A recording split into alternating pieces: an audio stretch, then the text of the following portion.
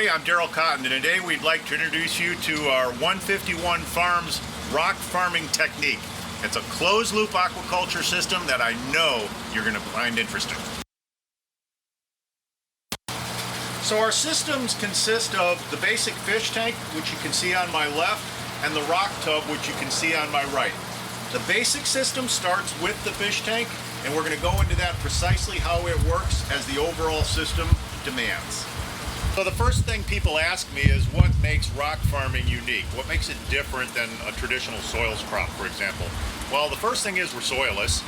We are literally setting these farms up on concrete and asphalt. As you can see here, this is a standard 275-gallon IBC tote that we repurpose by wrapping it, insulating it, and keeping light from getting inside our water. So the point is you can pick this up and take it and move it, and you have an operational farm.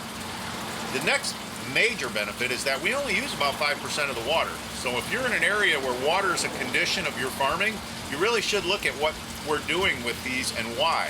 It's completely scalable. Once you have your fish farm started, your tank, your little mini planter that you can see in the back, you've got the starting steps for an expandable system. So with that, I'd like to introduce you to the main player on our stage, and that's our fish. Come on in. So our fish tanks are a fully integrated system. That includes the gazebo. The gazebo is not just for looks. The gazebo is here to keep enough sun coming through to grow our plants, to keep our fish happy, and to shade as necessary so the beating sun does not rain down on the fish water and the plants. Inside our tank, you have a wide variety of freshwater fish.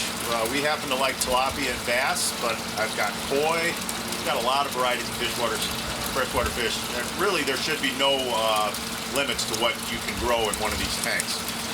Inside the tank, there is our main pump. It's housed in a 5-gallon bucket. And the purpose of that is to keep that bucket from the bottom of the fish tank. So that way, no matter what happens, there's always water under the pump and you cannot possibly pump these tanks dry. Another major component in here is our vacuuming system, and that's that 1/2-inch PVC you see on the bottom. Every couple hours, we'll run a transfer pump and we'll vacuum out the solids in the tank so that it doesn't get to our rock tubs. This here is a mini rock tub. Basically, if you understand what this collective system does, you've understood our system as a whole.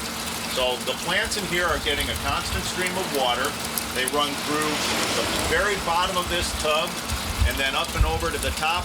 So all that water has to flow past the rocks. In the rocks, you're going to have a beneficial bacteria. That bacteria converts nitrites, which is what the fish waste is, to nitrates. And that process is what feeds the plants and why these systems, both the fish and the plants, need each other. So let's concentrate a little bit about the mini planter, which is part of the fish tank gazebo combination. And I'm going to pull out the air stone that introduces water, a constant flow of water from the pump I showed you earlier to this planter. So as you can see, water is flowing into a column. This column drops all the way back down to the mini planter's base. And then there's small 1/2-inch holes in the bottom of this that allows the water to escape only at the bottom of the tank. And for the purposes of demonstration, I've got a valve on the back. I'm going to go ahead and open this up full and watch what happens to the water levels. You see how the water levels on the rock start to come up? And why is that? Well, the water has to leave the bottom, and it has to make its way all the way to the far end of this mini planter, which, I don't know if you can see it well right now, but there is a grate right here that's dropping that water right back down into the fish. So, why is this important to keep this ratcheted down? Well, one, we don't want that water coming to the surface of those rocks. So I'm going to go ahead and back it down and watch what happens. Watch the water level recede. What that means is you're not going to get evaporative losses. We always keep the water level on our rock beds 1 inch below the top. And that means you do not have evaporative losses. That means that the water recirculates. The only place it's going to get spent is some evaporative losses in the tank, but primarily it's the plant up there. Whatever the plants need, it's there. And if you just ran water without this oxygen, this little air stone, you would drown those roots. It doesn't happen here. There's so much oxygen rushing past those rocks to those roots. The plant's only taking up what it needs. It's getting the oxygen that it requires. And another benefit is there's demineralization. So as water is coming across that rock, over time, that acts like sandpaper actually. Demineralizes that rock, that media, and the plant gets that for an uptake too. So here we are on the back side of the fish tank gazebo combination. And as you can see, we trellis everything. That allows our plants like the tomatoes to come up and vine out. What we have here in this whole planter bed is only about 18 days old. So you can see how happy and healthy these plants are. They're getting what their needs are, and the fish are getting what their needs are. So what makes it all work is right here, what I'm about to show you. So here we have a weatherproof backing. This panel will contain everything electrical necessary to make the system run, and it's set up to cover it all in one fell swoop. All you have to do is pull out the stays, hang them up here, and all will be revealed. So you may recall a minute ago I was playing with the water levels in the mini tub, and that's done by this valve right here. But below this cover are our main electrical components. Now this system is designed to be ran off-grid or on-grid. So when we're on-grid, we have utility power, and that is all displayed here. Every component is given an identity, and in our SOPs, our standard operating procedures, it explains how it works. I'm going to walk you through it right now. So this top power strip is unswitched power. So that would be on a utility power, always live. But on a solar system, you would take whatever available power is coming from the sun and power up these pumps. And the pumps are the one I showed you in the tank and this one here. This is called a transfer pump.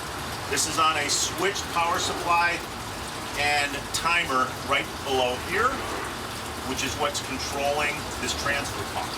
And every couple hours, every 3 hours, it's not absolutely imperative that it be done on a strict schedule, but at least a couple of times a day. You want to vacuum out the bottom of that tank. As the fish get bigger, they eat more, their solids are greater. You want to remove it so that the only things going to these plants up here are the urine, because in their urine it's high in ammonia, converts nitrites to nitrates, and that's the basic element of what makes one of these aquaculture systems work. Now this is a hybrid, so I rely on a single root zone, which is the root zone that we see here. We have dual root zones. We'll get to that in another video for bigger plants. But when we're dealing in a single root zone like this, we just want to make sure we don't get a lot of sludge buildup.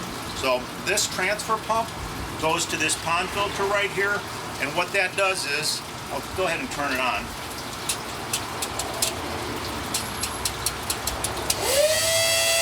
What that does is it tells you that the water is getting vacuumed from the bottom of the fish tank and through this, and it will collect the solids. There's a little indicator light on here, a level that would say when the solids have built up, it's time to purge it. To purge it, you simply turn this valve and you push out the solids into here, which you then save and put them on as nutrients for your other plants. So the other thing that we'll have here to demonstrate is the air systems. So a very important element of making these systems work, as I've said, is that there's enough oxygen in the water as it's getting transported past the roots. So this particular air pump is a small 45, and all that's going to do is keep your air stones aerated. The very important part of the whole process is that this is a modular system, so we can take this out and transport to you a fully functional fish tank with plants in it. How do we do that? Right here is our main valve. When that's shut off, I can literally cut this piping right here and put this up on a forklift, drop it on a flatbed, and ship it out to wherever it's got to go. And this system can survive for a couple of days in transport. So as long as you're ready to take it, we're ready to deliver it. They're also expandable. So with this basic system that we have here, we can point down and we can show one of our rock tubs. So I'd like to introduce you next to the rock tubs and how that works. As you can see, when we start this, we inoculate everything. So the back of the rock tub is showing supply water in, it's showing the return water on this pipe, and it's showing oxygen here. This guy is set up for additional rock tubs. So all you have to do is network additional tubs to this, and the farthest tub would get the water. And the benefit of that is you only have to feed one tub. After that, the next tub and the next tub and the next tub, it's all successive, so that you're finally getting back to the fish after having traversed through however many tubs. We don't recommend more than 10 are between the fish and the farthest tub. I hope that makes sense, but we're going to have some video additional videos that go into that, as well as some still imagery. So let's go to the front of the rock tub. And we do offer a removable sunscreen. This couple screws comes out if you want full sun. But again, these are about 18-day-old plants, and they came in as babies. And look at how healthy they are. Well, the reason for that is the water's being introduced here and over here at both corners of our rock tub. And the rock tub goes all the way down to the bottom of the tank, and there's your air stones. So the oxygenated water is coming in at the very bottom from both corners and working its way through until, just like on our mini tank or tub, that water is returning back to the fish. And as you can see, we have romaine, we have butter lettuce, we have tomatoes. When these really deep roots are available to just run down into the rock, they're going to do so. And most plants are going to be very, very happy in this environment. When you require trace minerals, you're going to want to go to a dual root zone, and that's for another video, but we're going to show you where we do Valencia oranges, avocados, almonds, pretty much any wide variety of deep-rooted plants will grow in our dual root zone as well. So this is a really important thing to understand, because in California, very much we're influenced by the drought. We just don't have enough water. And again, this system only uses 5% of the water. The water that the plants need is what they uptake. You don't have to put 20 gallons on an avocado so it only uptakes a quart. No, our quart of uptake is right here.